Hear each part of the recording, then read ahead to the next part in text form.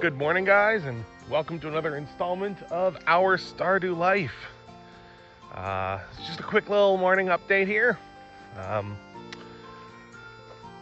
I hear a woodpecker in the distance. Just off right now to, feed the chickens. They've been in their coop now for about 48 hours. It's Monday morning, pretty early. Kids are off to school, garbage is out, and we got the chickens going. Yesterday, took the top half of the fence and ran it over the bottom half to tighten those holes up. Here. It's hard to see, but there's actually the second layer of fencing on it. The chicken wire is over top of the bigger wires. This was originally what was on the top half of the fencing.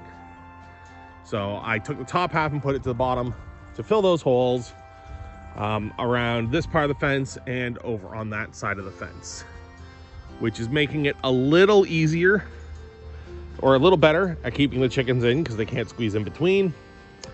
We had the chickens out and about though yesterday, running around. My phone was in the house charging, so I couldn't get any footage of it, but they were having a grand old time. So they're getting well settled in to their new digs. One thing I noticed that I really liked is anytime the wind kicked up or anything happened, like anything fell from a tree or anything that startled them, right? Because they're not used to being outdoors. They're not used to an uncontrolled environment. Their first instinct was to run back into the coop. But then after a few minutes, they would come out and re-explore. It was a grand old time. Let's open things up and say good morning to the fellas. It's not the most elegant of door locks, but it is more than sufficient for securing chickens. It's just a banting clip with 2 eye holes.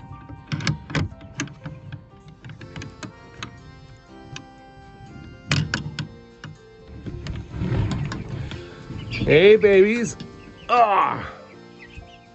Good morning. Now let me prop your door open. I got their door brick here.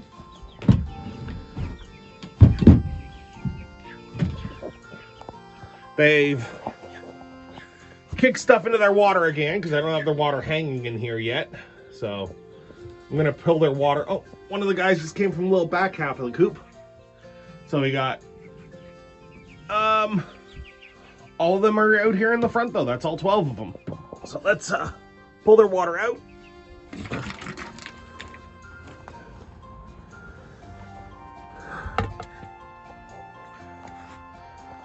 This is gonna be a little difficult to do with one hand, but what I basically do is I come out, I dump the water out to get the straw out, and then I just let it refill itself.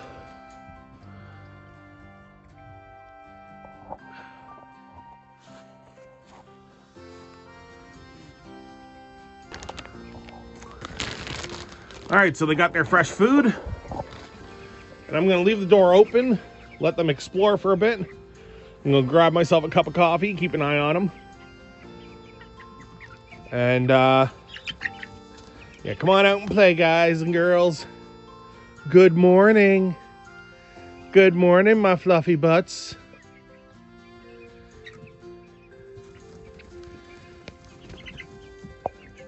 They are very much enjoying having all this space to run around, and that just warms me. It warms me to my soul that they're having so much more freedom than they did in the workshop. They are loving it. With the trees gone here, this the feel of this coop is entirely different than what it once was. Like, I'll see if I still have a clip of what this thing used to look like when we first moved in. Like, those big trees just shadowed this thing. There was no light here. Now, granted, having shade isn't a bad thing. But yeah, here they are having fun. I'm gonna, flatten these stumps out. I haven't cleaned them up. I'm gonna make them nice flat surfaces, probably to put food bowls on and whatnot. But look at them hopping and jumping around. They are having a grand old time.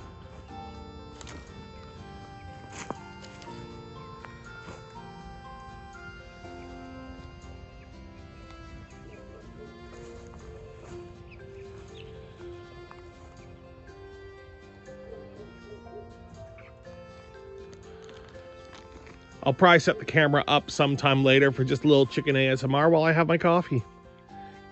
Oh, I gotta fix that. It's tilted. And yeah, when it's tilted,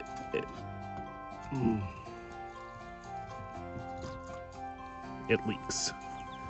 There we go. Look at these little diggy boys. Look at the diggy. No. And that is why we want to keep an eye on them. They can still find their way through. Come on back in. Come on back in. Come on, buddy.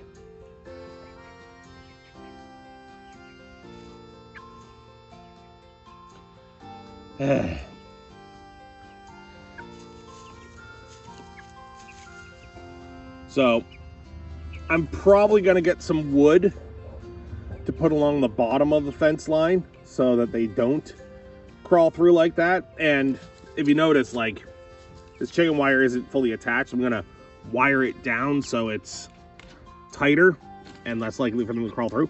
Come on back in. Come on back in. You can do it. There you go.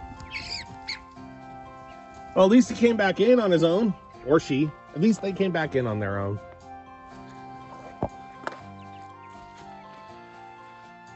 Well, I'm going to go make a cup of coffee, come out and watch them for a bit, and then get on with my day. There's going to be a bunch of videos coming out over the next a week or so. I've managed to fix my problem with getting the videos off of my phone, so I've just been recording the past couple of weeks, and these videos have been stuck on my phone because Dropbox just was not transferring. I think I mentioned it before. Something on my phone, one of my phone updates, made it so that Dropbox just stopped transferring as soon as there was... Sorry, I need a second to answer this for a second. There. So Dropbox changed something. I don't know what they changed. It was either Dropbox or Apple. But the result was that anytime my phone locked, my file transfer stopped. And that's how I was getting the files off my phone. Is I was having Dropbox do the file transfers. And the reason I did that rather than just a USB cable is every time I did a file transfer from the USB cable, it failed. Said the connected device is not available. Couldn't figure out why. Well, with Dropbox not working properly, my file transfers stopping literally as soon as I hit go and the phone locked, it made it so I had no usable method to get the files off my phone. Hold that thought. I'm gonna come back at you with a coffee. All right, where was I? So Dropbox was stopping my transfers every time that my phone locked, which for security reasons, my phone locks every 5 minutes of inactivity. And I'm not gonna stare at my phone for the several hours it takes to copy a couple of videos, because it would literally take 6 to 8 hours to copy an hour worth of video, because my upload speed is not the greatest. So then I try using USB and that would fail every time. Device is unresponsive, device is not available. Now, it's not that I couldn't figure out a solution. I know I'm more than intelligent enough with the power of the internet at my hands to be able to figure it out, but it was time. I didn't have the time to dedicate to a solution. This past couple of weeks, it's just been really busy. I'm not sure I understand. But the solution was found. USB. What I did was find out why it was failing. With smaller files and smaller videos, it was fine. But anything that was larger, it was failing. And that's because iPhone doesn't use a standard codec. So in making photos and videos, Apple doesn't use a standard codec. It uses a proprietary codec. And when you copy files from the iPhone to another device, either wirelessly or through USB, which is what I was trying to do, it converts the file to a compatible format automatically for you, which is great. Except with the larger videos I had, the longer videos, anything over like 10 minutes, it wasn't converting it. The time it took to do the conversion was longer than Windows was allowing for the timeout of the file transfer. So I go to start file transfer, and then Windows would see no data coming as the iPhone is busy plugging away trying to convert it. And then Windows would be like, no data's coming. The device stopped responding, and it would cancel the file transfer. So in the iPhone settings, there's a little toggle you can switch to tell it to keep the files in their original format. That made things so much quicker. I downloaded the proper codec for Windows so I could make use of the files, and yeah, that's the result. So last night I was able to get not just the videos that were offloaded, but all my photos and videos from my iPhone since I've owned it, copied to my computer to make a backup so I could clear some space off my phone as well, because it was getting kind of full. Now, this video will take a lot less time to edit than all the other backlog of videos I have, so this one will probably be released in the next day or so, showing the fence repaired and the trees gone when you don't know what happened to the fence in the first place, because that's all in other videos I took a few weeks ago. In short, for the last 3 weeks, I've been spending getting this coop ready for the chickens. On every Saturday and Sunday when I had time. First part of that was I had to open this fence right here because the post was tilted down. You can actually see at the top the old post spike is still attached up there. The post spike snapped during the hurricane that came through. And there were some standing dead trees here. Well, I wanted to fell those trees before the chickens got in the coop in case, you know, the tree went the wrong way and hit the coop.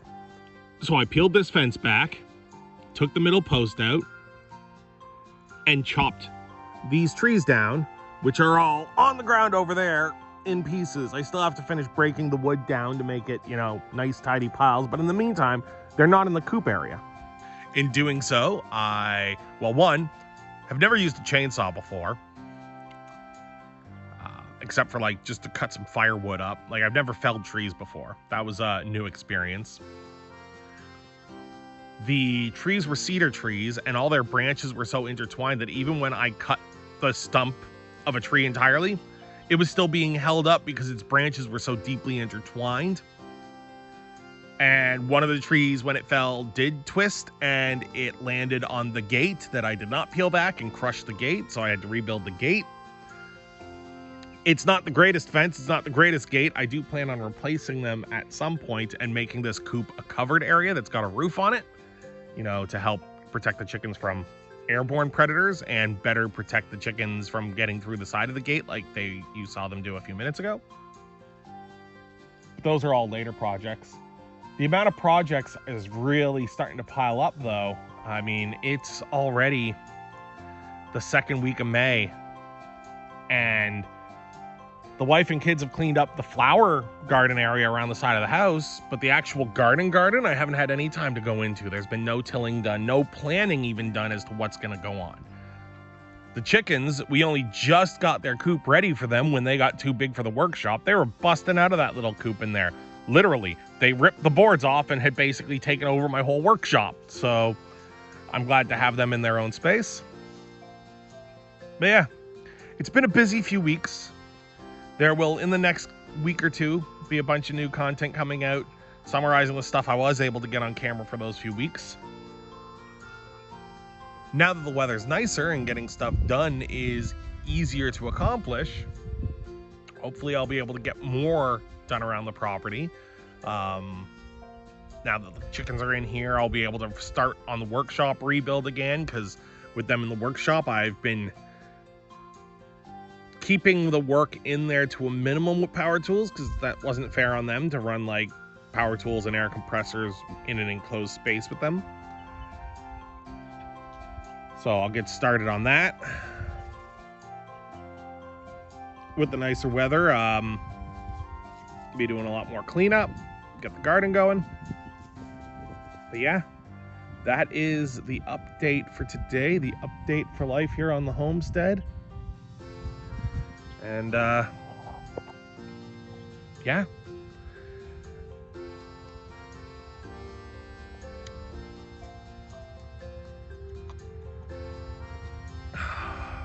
Sorry, I'm just really enjoying basking in the sun and the warmth. It's a beautiful morning. Yesterday it was up to 20 degrees Celsius when I was going to pick up propane. It's just, the weather is beautiful. The sun is warm, but there's a breeze. Breeze isn't too heavy right now, but yeah, this is just nice. We made it through the winter, and now we can start to try and thrive. Anyways, my friends, I'm gonna get off for now, finish my coffee, and start my day at work, because it's almost time to start work for the day. I finished tending to the animals and tending to the children, and now I gotta tend to my 9 to 5, or I guess 10 to 6 because of area codes, but not area codes, time zones. But yeah, until I talk to you again, take care of each other, take care of yourselves, have yourselves a good morning, a good evening, a good afternoon, or a good night wherever you are. Farewell.